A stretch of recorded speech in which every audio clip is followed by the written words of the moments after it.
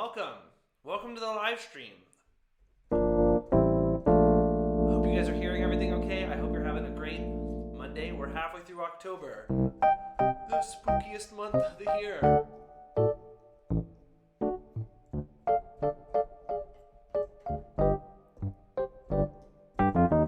As always, let me know if you can hear everything okay. Let me know how things are sounding. I keep trying a different setup every day because I'm crazy. But yeah, I got this camera, I got this microphone, I got this keyboard, I got this computer, I got these fingers, I got this brain, and I'm here for you. So today we're going to look at one of our original songs that's going to be on the new album coming out. This one's called More Than a Machine. And if you see this link we've got in the description, that video link, we ran an ad on this video through this thing I learned about called a fan finder campaign, and it's at 41,000 views. This live video of us playing it at Brothers Drake Media, which is awesome. Super excited that got seen by so many people. So if you're one of those new people actually who are new to the Safety Squad family because you saw that video and liked the page, welcome. Drop a comment. Tell me where you're from. Tell me whatever you want. Tell me what your favorite flavor of Pop-Tart is. That would be really great for me to know. So I wanted to go over this song since it got all those views. A lot of people saw it. I wanted to analyze what's going on because it's kind of interesting. I don't even really know what I did, to be honest. I was blackout drunk the whole time I was writing it. Yeah, we'll just go through it. I'm going to be playing the studio version of the song as we analyze it, so you'll get a sneak peek of that, because actually the studio version I have isn't even mastered yet, so it'll be released soon. So, yeah, also wanted to let you guys know before we get started, this Friday, one of our other singles, Bear Fight, will be released on Spotify, Apple Music, Google Play, all that stuff. I'm going to actually drop a comment real quick. Can you hear the audio okay? Keyboard, vocals, and track. Please drop a comment. Let me know if you guys can hear everything okay. I think my levels are good according to this thing, but I could be really wrong. Yeah, and I'll try and check in on the chat as much as I can. I only have one monitor, so sometimes that's easier said than done. But yeah, let's jump on in. So I'm just going to play the song from the beginning, and we're going to listen to some of it, which is kind of a standard thing we do here at the Safety Squad Media Headquarters in Danny Bauer's office. So right away, we got this groove. It's in 7.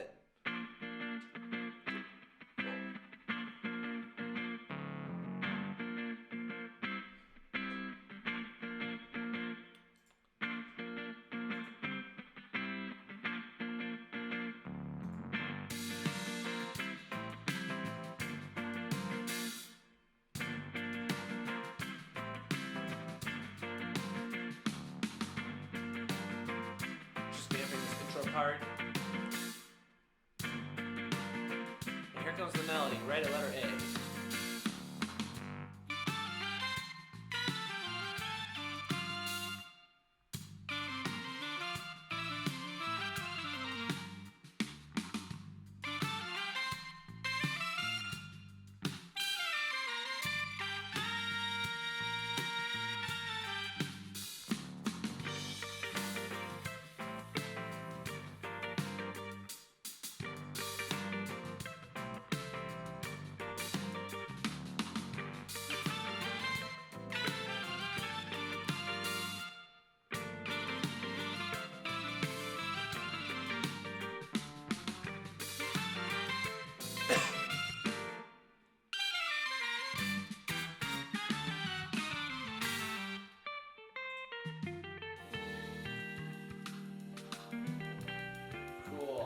Yeah, let's stop right there. That's pretty much the first section of the tune, which is the bulk of the song. So let's go check this out. Where am I? So the meat of this song is in 7/4. As you can see, I have it written. I wonder if I can zoom in if this will make it easier to see. I'm gonna see. I've got like this 4/4 plus 3/4. So 4/4, 3/4, 4/4, 3/4. So, and really the first thing I wrote was this rhythm that the guitar has. This 1, 2,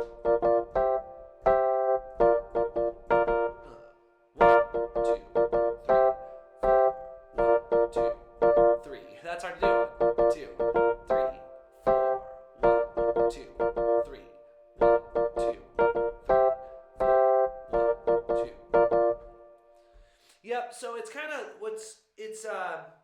this rhythmic thing was my first idea I had. Sometimes your composition starts with a rhythm.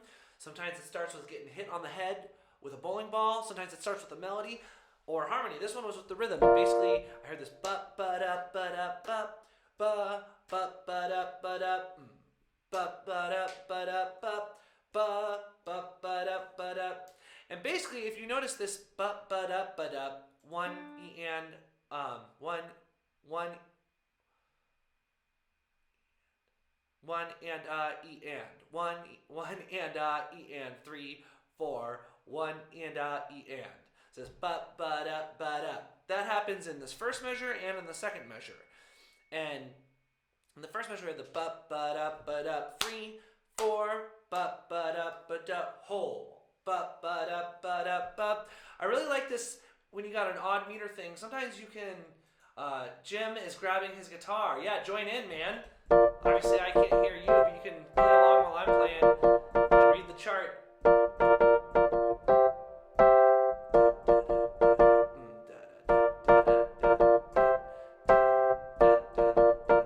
So yeah, basically, it's not a very complicated rhythm. I just wanted to have this thing with like a hole on the end of it. Sometimes when you're writing odd meter stuff, the goal is to kind of mask the meter, and sometimes you want to accentuate the meter. So some of the other songs we have are in 7, but I tried to write it in such a way that you wouldn't really be able to tell that it's not in 4/4 unless you were really counting it.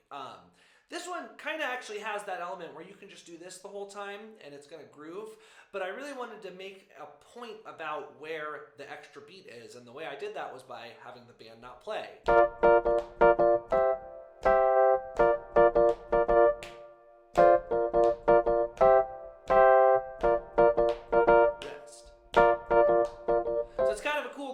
I don't know exactly how I came up with it, but I like it. And then the bass line against the guitar part I had.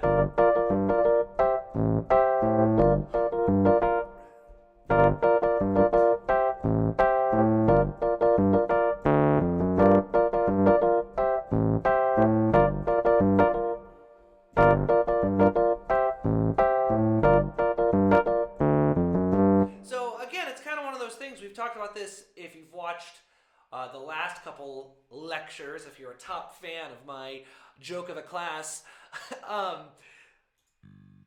These first two measures, you notice the bass line, it's has this hole, but in the second two, I changed it up a little bit. I gave it this little 5 to the 1 to kind of connect us back to the beginning. Hold.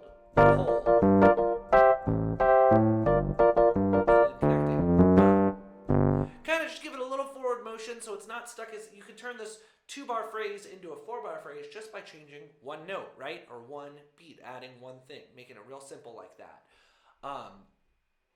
Yeah, and so harmonically, just G minor to A minor, it's kind of a modal thing. It's basically in G minor. You'll see as we get to the melody, the melody kind of slinks between these two different keys. But basically it's just a parallel harmony thing. Just like we, in the Singularity last week, we were moving parallel between all these minor chords. Same type of thing, just parallel up a step and down a step.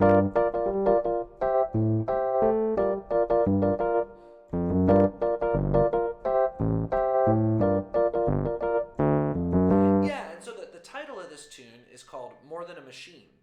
And there's kind of a couple things about that title. One, I feel like this song sounds very like mechanical. It sounds like a factory, robotic. To me, it sounds like a factory churning along, like churning out whatever it's making, robot earmuffs. But also I was thinking the more than a machine thing. I think a lot of people kind of feel like human beings are like beholden to their destiny, and like if you become a drug addict, you're like kind of stuck in that loop, and it's easy to have our behavior be automated. A lot of what we do does become automated. Most people wake up, do the same thing every morning. If you have a show that's at 6 o'clock, although people don't really watch cable shows anymore, a 6 o'clock show, you might watch that every night. Or when we're sitting, most of us automatically pull our phone out and check. And in that way, our behavior gets automated, kind of machine-like. But what's beautiful about human beings is we can actually overcome this automation. And you see it all the time. Somebody is 300 pounds overweight and they decide to overcome their automated behavior of overeating, and they stop it. Or they, I've had periods of my life where I wanted to sleep in all the time, and you set alarms and you force yourself to stop it, and you can basically rewrite programming to make your life different. Can I turn up the mic volume? Yes, I will. Thank you, Jim. Hopefully this doesn't feed back, and it should be a little louder now. Cool. Yeah, okay, cool. So it's kind of machine, kind of intro, just setting it up. The last thing, the piano part I have it written kind of wrong, actually. I play this.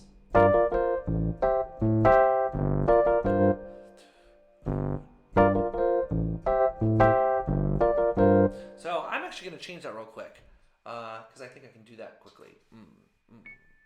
Oh, that's right. So instead of being like this, it was a little bit different.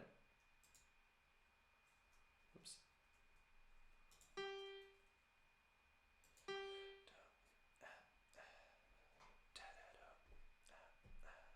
What is it? So that would be like this, like that, and then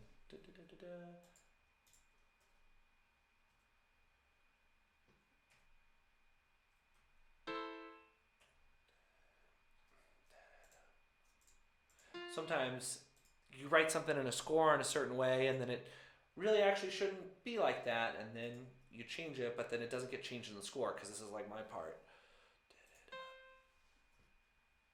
That's more like what it is. So let's, there's a bunch of chord symbols everywhere now.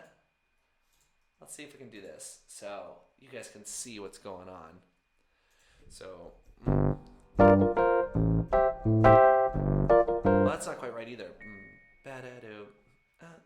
Yeah, that's right.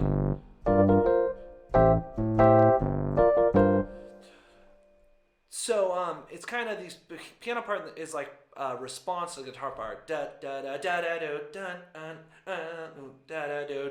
I wanted them to kind of be interlocked but separate parts. It's like a machine might have one gear turning one way and one gear turning another way. Cool. Well, let's jump on to this melody. Well, let's listen to that intro and just kind of read along one more time, and then we'll jump over to the melody. Much better. Thank you, Jim. I appreciate it. Here we go. From the beginning. We're just going to kind of groove on this for a minute. And orchestrationally, we have the guitar starting. And then I play this thing right here.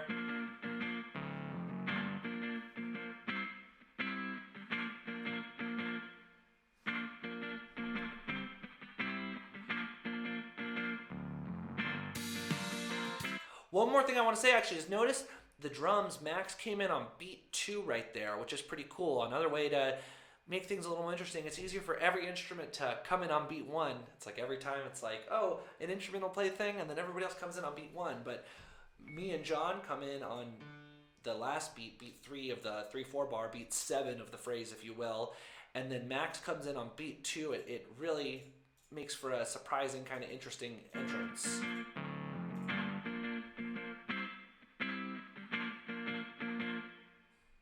So right here, listen, Max is going to come in on 2. 3, 1, 2.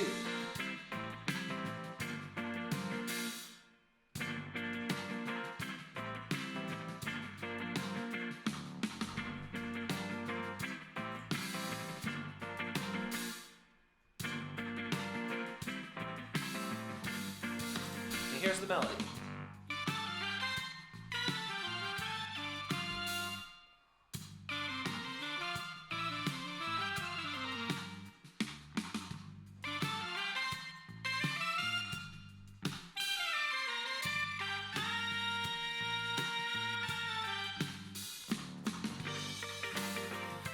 Yeah, cool. So let's go over that a little bit. That's kind of the main statement.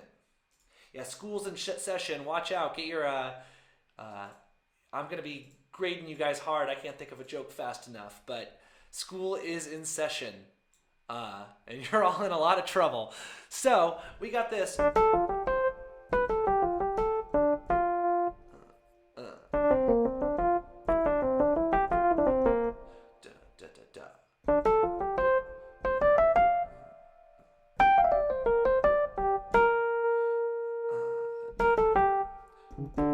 So that's the main melody. It's kind of this winding, snaky thing. And when I was thinking about this, I was like, man, what on earth is this melody? Because it's kind of weird. So we'll just try to take it apart as best as we can.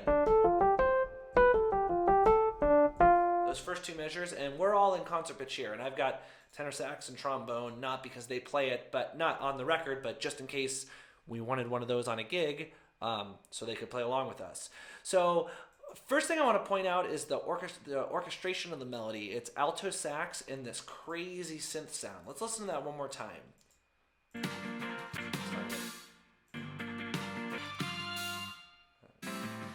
Right here. Listen to that. It's saxophone and like sawtooth synth. So, you can get lost in the notes and the rhythms and trying to make the coolest chords, coolest melodies, but sometimes just pairing two surprising instruments together can really provide a lot of value. In this case, the saxophone, alto saxophone with like a saw synth, it's got kind of a crazy sound. They don't really match all that well. Alex was joking about how it's the hardest thing he's ever had to try and play in tune with. And I told him if he's out of tune at all, he's fired instantly. But let's check this out. So these first two measures, or first 7 beats, rhythmically, da-da-da-da-da-da-da-da-da-da. So these first, ba-da-da-da-da, a 1-E and a, and then it goes a 1-E and a 1 and 2. So it's immediately a phrase, a short phrase with a little bit of space and then some development. Ba-da-da-da-da, da-da-da-da-da-da-da. And we're just following the harmony. That's kind of a cool thing over the G minor. We're kind of actually outlining a lot of the upper extensions. It's almost like this D, A, F, and C. That's like a D minor 7. Let's see if you can see my hands.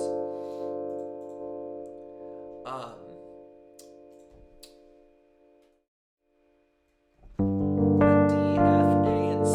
That's like the upper extensions of it. So this outlining those, and then so it's like the sound on sound thing, kind of this D minor over G. Yeah, let me go back here. I got so many things to deal with.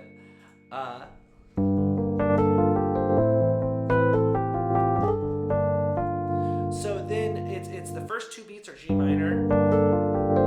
This is A minor, and with the A minor, that B natural is a really colorful note. It's the 9th.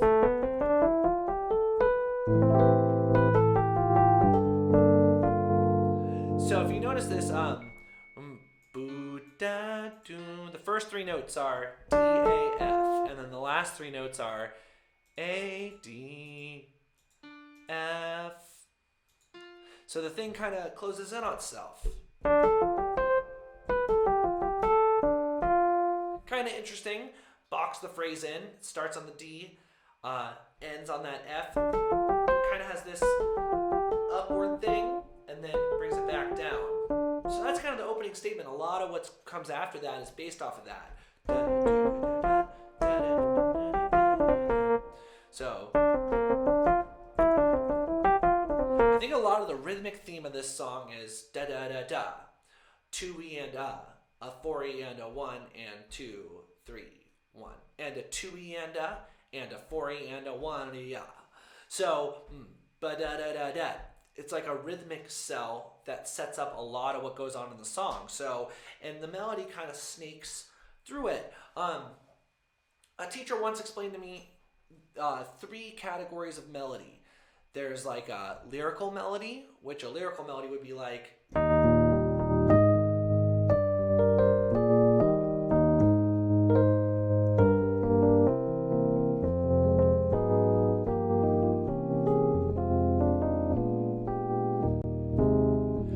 Somewhere Over the Rainbow, that's like a lyric melody. It's very singable. Anything on the radio is a lyric melody. Then there's a riff melody, which a riff melody is something that's a riff over and over again. What would it be? That's not even a very good one.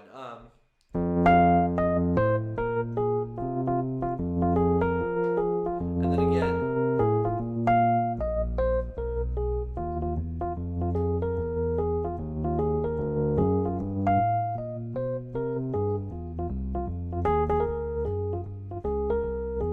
There's like a riff melody right there. Just a riff, a repeated riff. And then the third category of melody would be an improvised melody. So an improvised melody is not necessarily something improvised, but it's something that sounds improvised. So Bach is like a great example.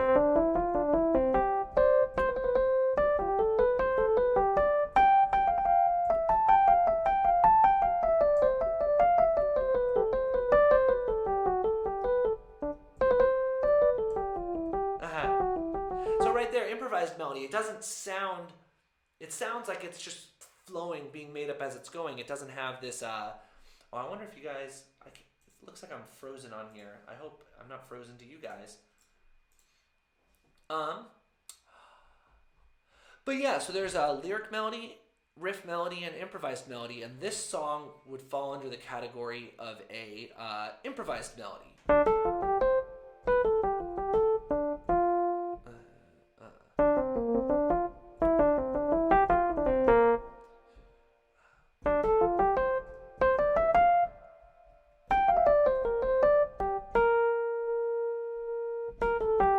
I mean, that's not going to get stuck in your head unless you listen to that hundreds of times and really kind of practice singing along with it, right? It's more of something to kind of study and follow along with. Not something we would write lyrics to. That'd be pretty terrible. It's more than a machine, it is. This is really hard to sing along with. It's kind of dumb, right? Totally stupid. You wouldn't want to do that. So where were we? Looking at these first couple measures, ba da da da da da da da da da da da whole, da da da da da da da da da da da da da da. So this, that's a sequence, right? It's 5 4 3 4 5 7 over the G minor, and then over the A minor, 5 4 3 4 5 7, and then back to the G minor. So if you look just at the contour of this, lowest note over the G chord is this B flat up to this F, and then at the end of it, F down to the B flat. So the contour kind of always loops back in on itself. It's like a slippery snake. So then we keep going. Next part,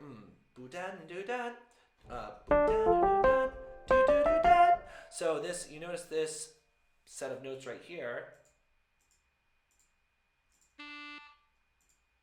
is the same as this set of notes right there. So after 4 bars, it's kind of like a good chance for a reset. And it's, let's start it with the same phrase, but take it somewhere else. So instead of going down, we'll go up. So instead of, it's going to be, and we'll break that rhythmic pattern too. It's been a lot of a 2E and a 4E and and then and a 2E and a 4E and So now we'll do a 2E and a 4E and it's kind of breaks that pattern. Right here, it's kind of all G minor on this measure, kind of like a G Dorian, which shares some of those A minor notes. And then, kind of to accentuate the end of this phrase, so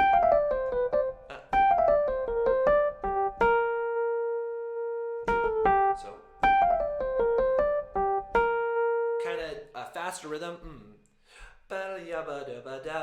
Outlining this G minor, and then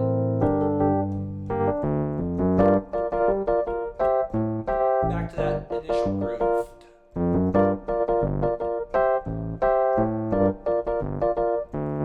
Then it's more of the melody right here. This time, what we change, I don't have it written in the score, but what I changed was, in addition to playing the melody on the synth, I went to kind of these longer chords in my left hand. Oh, one more thing to point out. This is like an orchestrational arrangement choice that you should think about when you're composing is we set up this groove with the guitar being the driving force and the rhythmic, rhythmically driving the intro part. Then we came in at A, the guitar dropped out, and it was just the bass and drums and the melody. It kind of gives it a different sound. Then when we come here, after this first statement of the melody, the guitar comes back in, and Zach came in up an octave, and I played my part too. Then when the melody came back in, the guitar kept going, and I added pad chords in my left hand. So when we listen to that, we'll try and point that out. You can have like one rhythmic idea or one rhythm section idea, and you can almost be like a producer. It's like, we'll take this out, put it back in. It's like somebody working in Logic with loops and muting different parts of the loop. It can change the texture by just removing something and then putting it back in, and maybe you put it back in up an octave. Or we just add pads, same chords. Not having to add a whole lot to give it some interest as it develops. So same melody, same thing right here, and one. Right? It keeps going. More of the same, and then it's going to change just a little bit. Whole band break.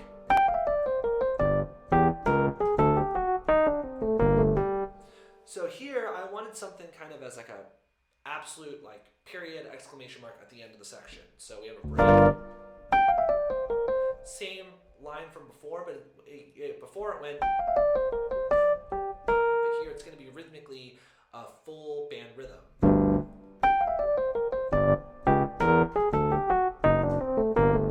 And basically, harmonically, what's going on here? It's like.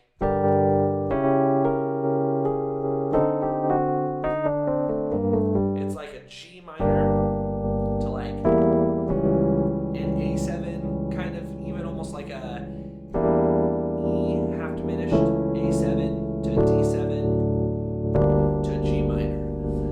So when you're trying to come up with new harmonies, a good place to start is just think like home and away, and like the most basic way to get away from home is with the 5 chord. So let me go to like just me so you can see my hands for a second. We got our tonic key, we're in G minor here. Just our G minor triad or our G minor 7. The 5th note of the scale, 1, 2, 3, 4, 5. If we make a triad based out of that, that's our 5 chord. We're making a dominant 7th chord. And that's a sound everybody's heard before, right? How many songs start or have something in the middle?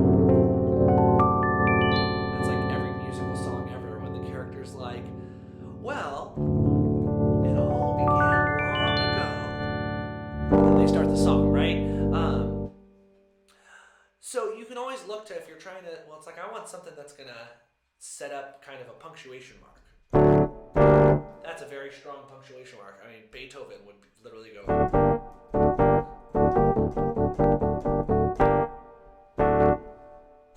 He would end like a 45-minute symphony with something like that, where it was like 5-1, 5-1. I'm driving home that this is finally over. You can wake up. So, with this part we're at in the song right here, I wanted to get to this 5 chord.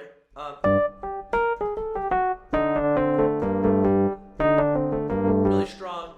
Flat 9, root 7, 5, resolving to the 1 right there.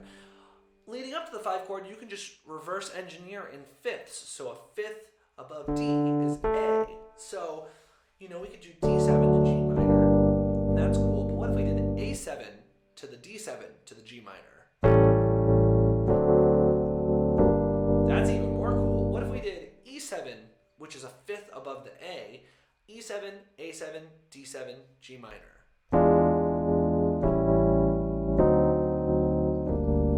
All of a sudden we got something taking us like really far away for a second, but it gets right back. And then we add this bum rhythm to it.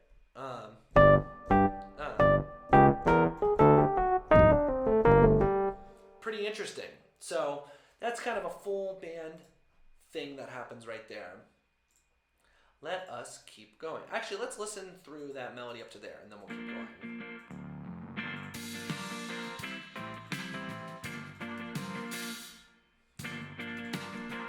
I think we're right here.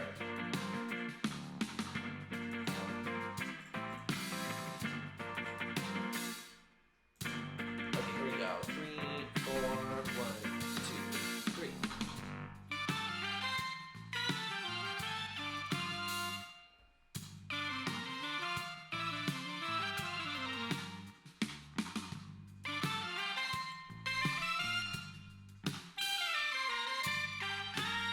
So notice there's no guitar, right? And then he's going to come back in up an octave.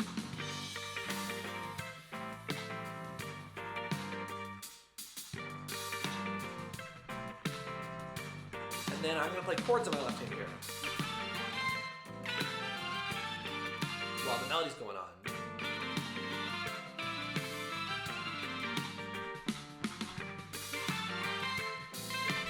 Break. Here's the next part. Guitar takes the melody.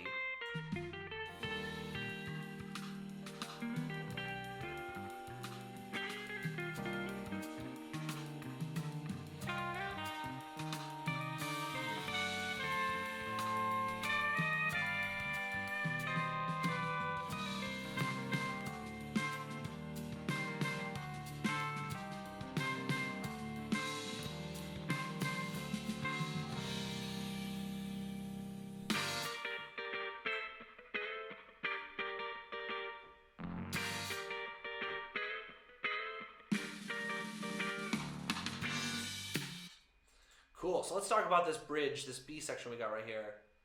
Nice stops and break. Yeah, Amy, thank you. Absolutely. The rhythm of that thing, we got a break and then bump, bump, bump, da da da da da da da da da. So there's the melody and then the rhythm section is kind of outlining. So everybody's not playing this whole thing all together. They're just kind of accentuating a little bit. So then going to the bridge, we give the guitar the melody. This is something I do a lot. Horn has the A section, give guitar or keys or something the B section. So we were in G minor. So the relative major to G minor is E flat major. You know,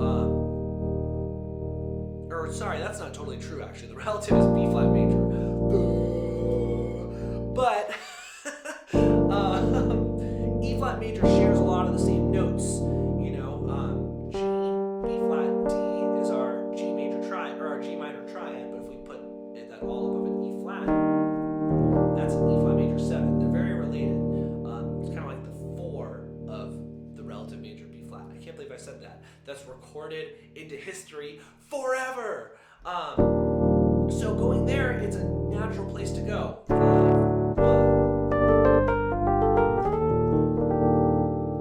It feels kind of like we're in a new spot, but we're in like the exact same key signature. We're just in. We went from this somber kind of dark tonality to more of a happy one, and that A natural makes it like a Lydian sound, the sharp 11, which is always like kind of the going into space sound. So. And we're in 4/4 here. This is kind of a release. You know, the other section was very robotic, very shunk, gung, gung, gung, gung, gung, gung, gung, gung, gung, and then.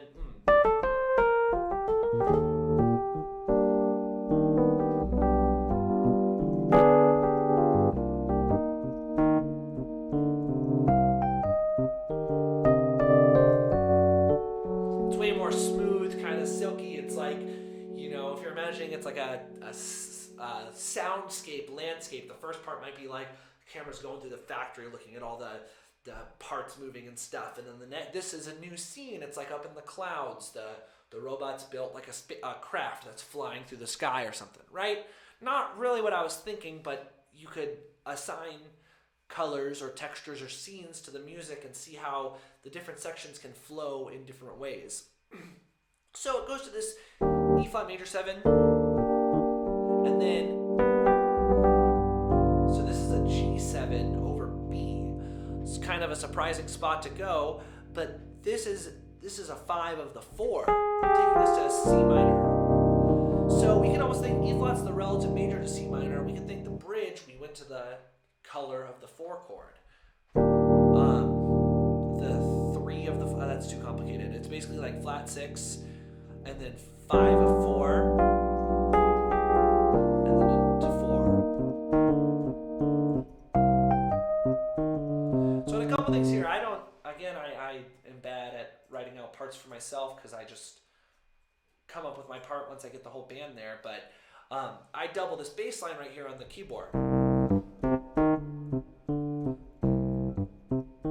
We kind of have this 4-bar guitar melody or 3-bar melody, 4 with the pickup, kind of this long note, and then attention shifts to the bass.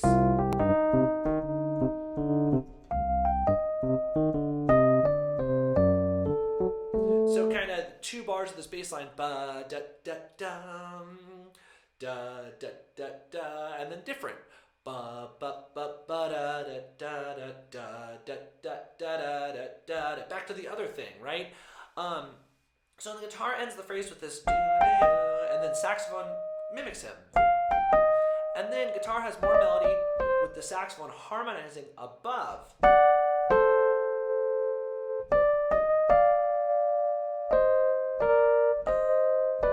Which is kind of an interesting spot to harmonize. It's actually above at first, and then it's with, and then below. You can kind of make it a little more. Just usually people always harmonize below, which is good to do if you're working on it. But it's clear that the guitar is playing the melody here, and then the guitar's above again. So yeah, right here, I took the same kind of concept of 5 chords kind of taking us to different spots. So we're kind of on like 3 if we're in C minor, and then 5, which C minor is the 4, and then 1. And then here, it's like a D7 over F sharp. So this is dominant 2 or 5 of 5, and then G7, 5, and then to the C minor. So this bridge is all centered around C minor, which is the 4 chord. G minor and C minor are very closely related to each other. Dance worthy. Yeah, I like that, Amy. Definitely this bridge part, it goes into 4/4. It's funny, sometimes when you're writing a section, it's like, oh, I don't feel super great about this. It might feel like a throwaway section, but in that video, which is in the link there, when we played this live, like right when we got there, you can hear the audience. They're all like, yeah! So I think going into 4/4 and actually the release of the other part, you kind of maybe don't realize how intense a section might be when you've played it by yourself thousands of times in your room, crying alone into a tub of peanut butter. But then you bring it out in front of a crowd, it's like, oh, this is actually really intense. So, moving along here, also I see some people already answered this poll, but I just want to make sure I'm moving at an appropriate speed so it's interesting, you're not getting lost. You know, I don't know exactly who's watching this. But this next part, this is a little surprise section. It goes into 7/8 here, and it's this to get us back to G minor. So we've been kind of focused on C minor for a minute on this bridge part, but then it's C minor, D7, E flat major, D7, C minor, D7, E flat major. So this D7 has this F sharp in it, and that to me is really pulling us back towards our ears getting back to a G minor sound, because this F sharp on our D7 pulls us to G minor, right? So we have this.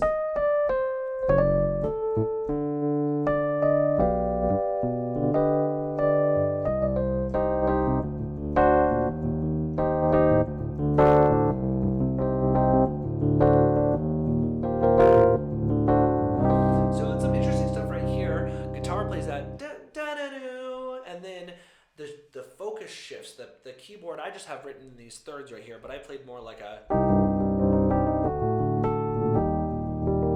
just kind of an arpeggiated thing. And Alex has this rhythmic figure that Max also played on the snare. 1, 2, 3, 4, 5, 6, 7. 1, 2, 3, 4. And then 1, 2, 3, 4, 5, 6, 7. And then back to just this guitar thing, restating that opening statement.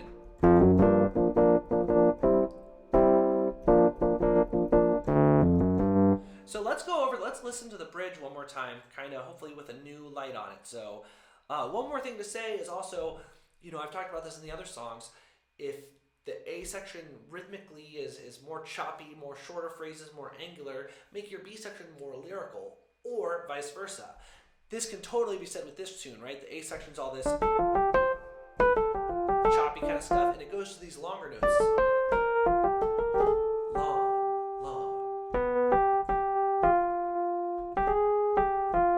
This is more of like a lyrical thing. You can almost hear like a big opera guy, oh sole moria, whatever. We really need Zach here to sing fake opera over that. I think that would be a hit. Okay, cool. It helps that I keep playing stuff. Thank you, Jim. So let's play back through this bridge one more time now that we've talked about it a little bit. Let me find where that's at.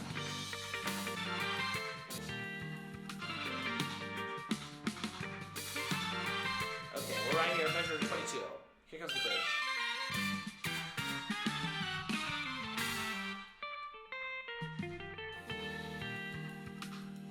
So here it's more like floaty, right? Max even changed his symbol.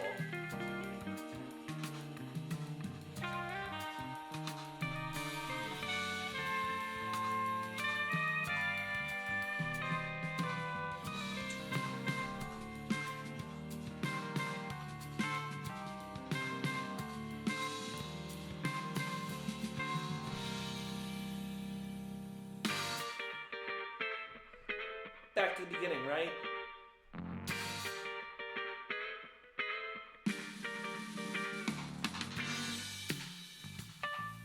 Yeah, so there's the keyboard solo starting right there. Wow, Jim, I appreciate that greatly. I'm really glad you're enjoying this. Definitely, I do this every Monday at 2, and I'm just started this 3 weeks ago, so I'm using the music I wrote, and once we get through the stuff I have for this band, I'm going to try and do some other music. I'm definitely going to ask questions to people, and so, Jim, if you sign up on our mailing list, there's like a link on the page.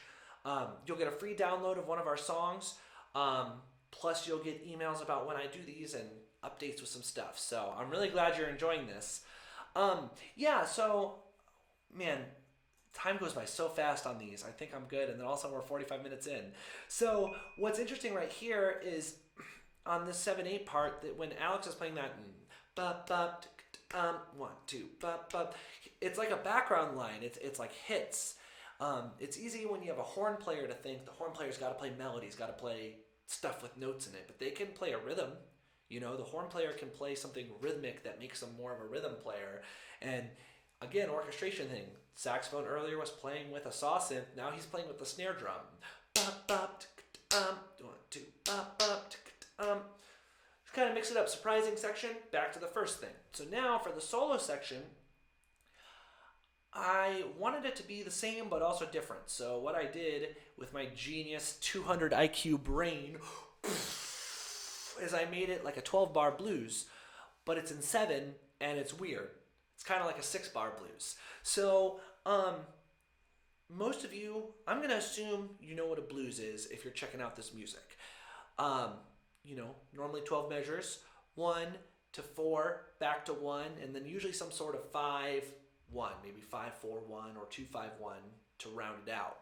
So here, just check this out. We're on the 1, this G minor to A minor is kind of our 1 chord sound. So we do this for 1, 2, 3, 4 measures. Let me see. That's seeable.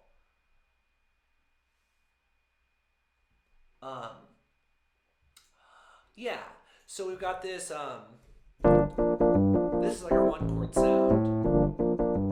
Rest, and then it happens again. So that's like our 4 bars, and then it takes us to that C minor's the 4 chord, right? So in a blues that's not 7 with crazy chords, it would go right there. I know it'd stay there, but we do this C minor to D7. This is a horrible page break right here. To E flat. Back to the 1. So if you notice that C, D7, E flat, that's a callback to this thing we did earlier, this kind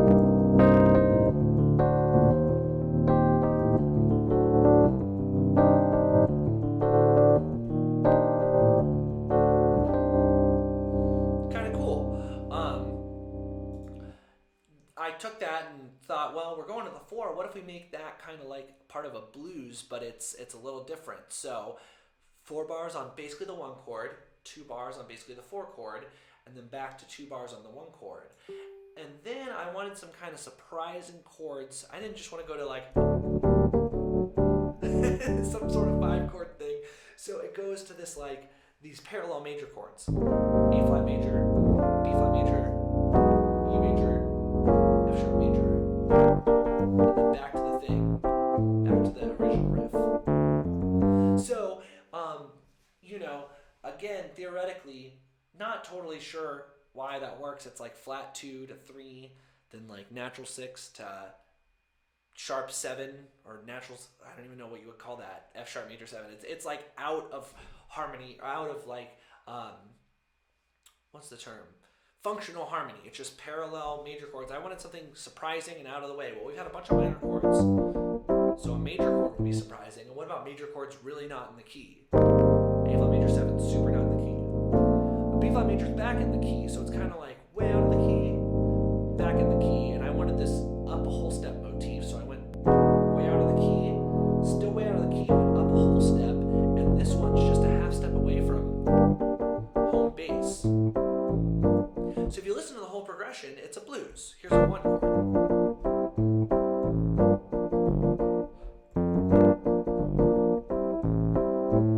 Then it goes to the 4.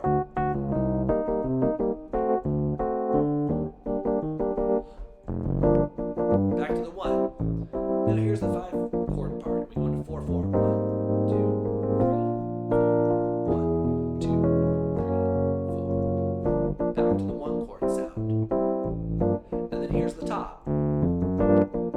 Around again, right? So another kind of lesson to take away from this is use stuff you already know and make something new out of it. Safety Squad's probably never going to play like a traditional kind of blues because we're not that type of band. We're like a funk adventure. We call ourselves adventure jazz. We do stuff outside of the box, I hope. But we took this thing. I didn't want to solo just on this vamp because it's easy to default to that. It's like, well, you wrote a vamp, just solo on the vamp. It's like, yeah, that can get stale on the ears, especially if multiple people solo and the tune's like 10 minutes. It can get grating. So what if we take this, and I already did this thing, which is basically the 4 chord. I said, well, we can run with that and turn this into kind of a blues thing. So let's listen to my solo on the record and see if we can hear how it's a blues and hear how it's something that's actually easier to follow along than you might have initially thought. So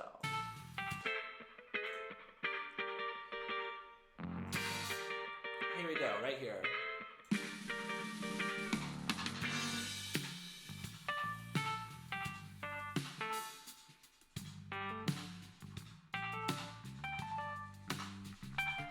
Here's the 4 chord, right?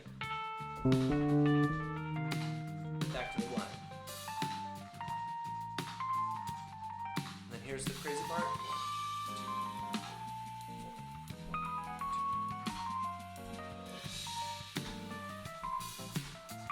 2, back to the top of the form.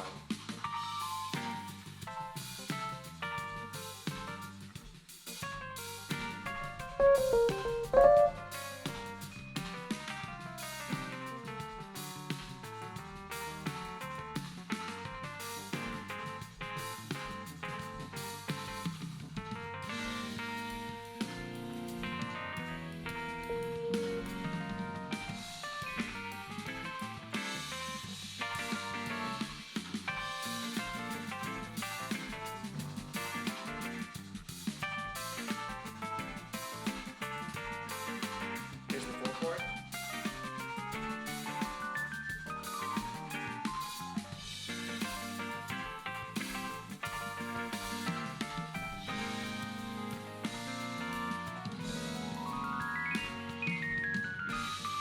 I think I take one more chorus. So here's back to the top.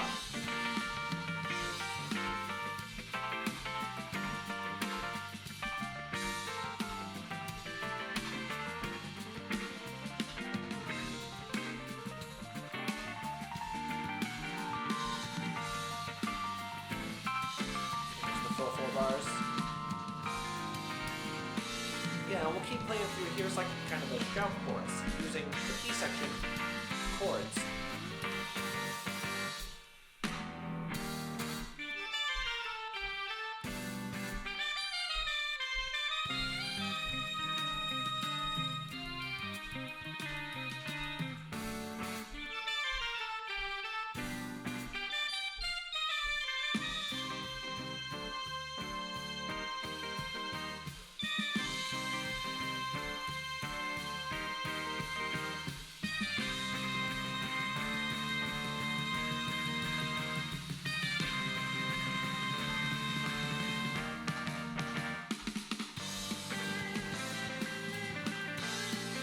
Cool, we'll stop right there. Yeah. Why do I write such crazy stuff? So, end of the solo section, we cue the, I'll throw the hand up and we'll cue the end and we'll play that rhythm all together. And then, we're going to this, I'm using these same chords from the bridge that we had way earlier. This E flat major 7 to G7 over B to the C minor 7. Let's see. Let's go back right here. This E flat major 7 to G7 to C minor. So let's just listen to those, see if I can find them real quick.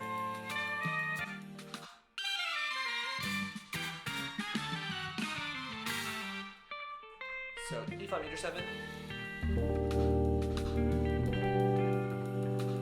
to C minor.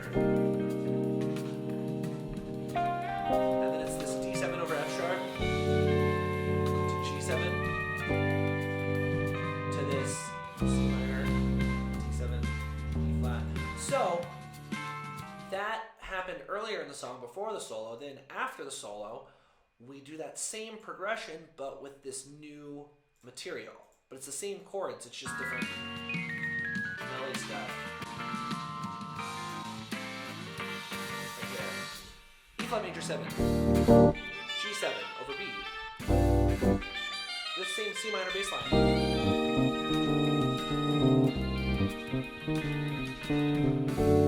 D7 over F sharp, G7 over B, and then this C minor, D7, E flat major 7.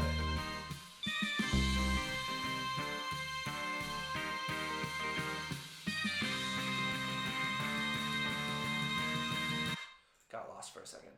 Yeah, so I had this E minor to bring us to this E flat major 7, E minor to E flat major 7.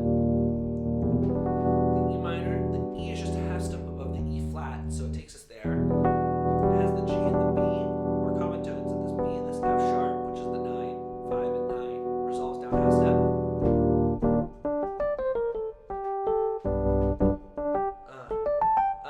Come on.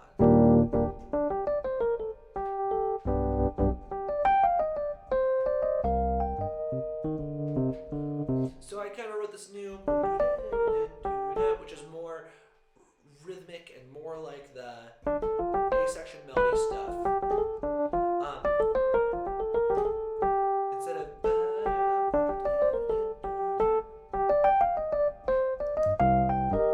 but that's the same as before.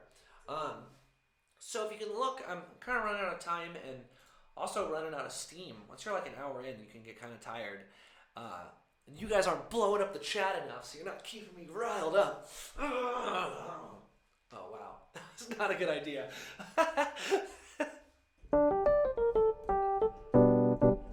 So I introduced this kind of new melody thing, but even this do-da-do is the same as from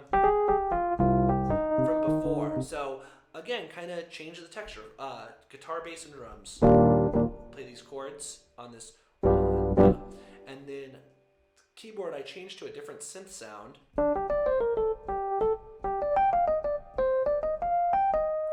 It's kind of, to me, it sounds like a Mario Desert level synth sound. It's like an organ kind of sound. And I play that with Alex playing the melody. Same boo do do da da do da do do da da, and then this.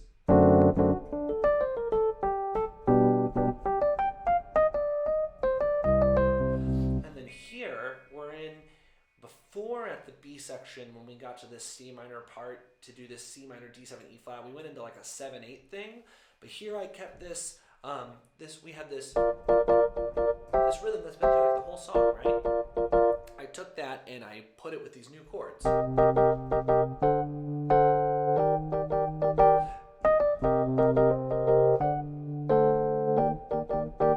if you'll see, we do this like 4 times, and I've written all the parts sub P, which means subito piano, which means get soft now. Now! Now! And then the drums have these like 8th notes, dun gung gung gung gung gung gung gung, which then switches to 16th notes. And then we play this dut dut dut dut dut. And then we're in this way new section. This is a Danny Bauer special where you all of a sudden go to a double time thing.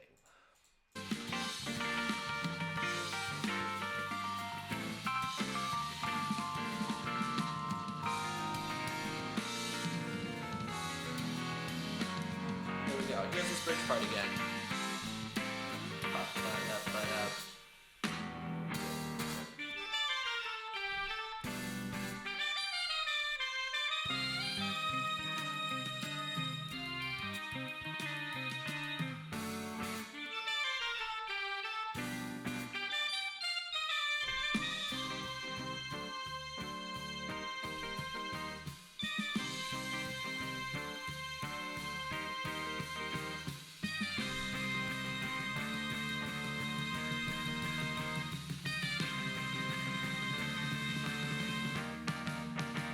Guitar solo.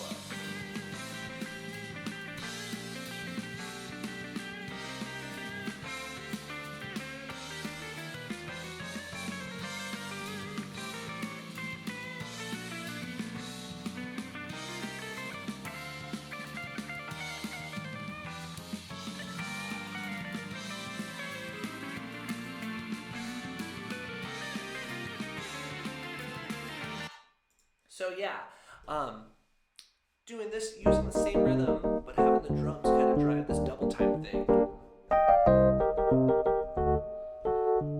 So taking the B section from before and, well, we wrote new melodic material and new rhythmic material, but same harmony over the B part, and then extending it with this, it's like going into a coda, right? So we can think about the whole form. It's like intro with a chord progression that's like A melody, vamp, A melody again, B, kind of, I guess that 7/8 could be C or part of B, you could argue different ways, and then A, vamp again, and then a solo section that's a new thing, so that's like D, and then I feel like I need like a whiteboard to write all this out. Letter E after that would be like using the chords from the B section, and then this interlude to this guitar solo part, which is a double time thing.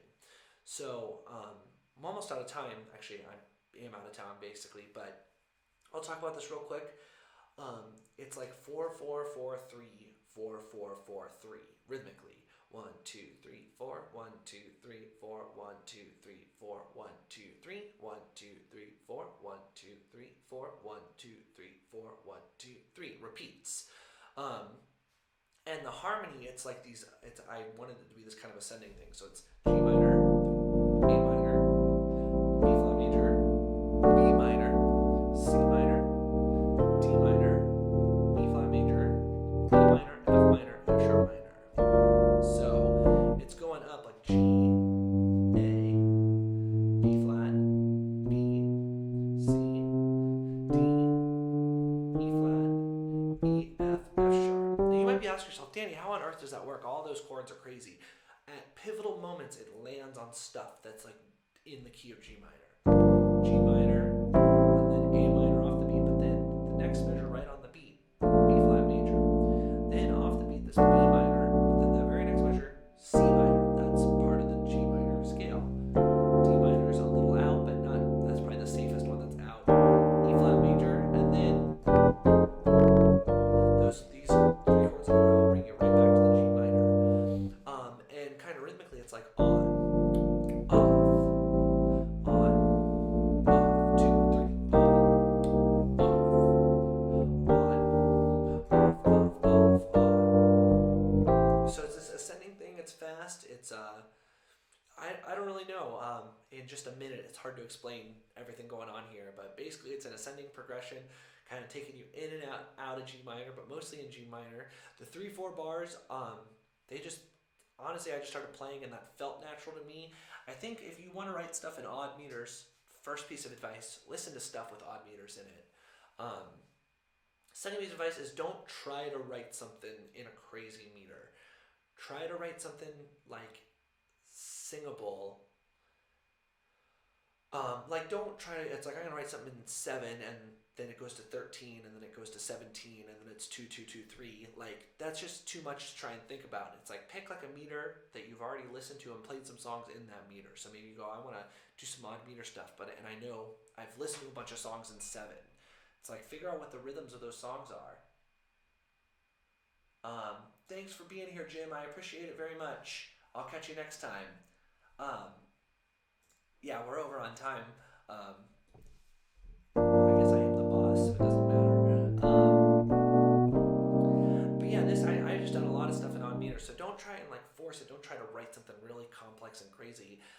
And if your meter's crazy, make your harmony simpler, make your melody simpler. Don't try and make everything. It's like I'm gonna have crazy harmony, crazy rhythms, crazy meter, crazy melody, crazy orchestration. It's like that's gonna be crazy, and then you're gonna be a crazy person. And then you're gonna live in the woods and just eat squirrels for the rest of your life. And you don't want that. So, yeah. This 3/4 bar felt natural to me, and we did it with the band, and my band's played with me a lot. They kind of know what my stuff sounds like. 2, 3, 1, 2, 3, 1, 2, 3, 4, 1, 2, 3, 4. It kind of works. It's definitely surprising and out there. It's like a robot uprising. Me and Alex eventually come in with this background figure, this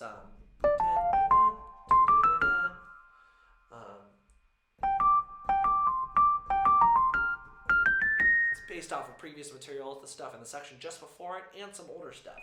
And eventually on cue, back to this original riff. I just play it for a second, and then guitar plays it, and then everyone together. So yeah, that's more than a machine right there. So, again, thank you everyone for tuning in.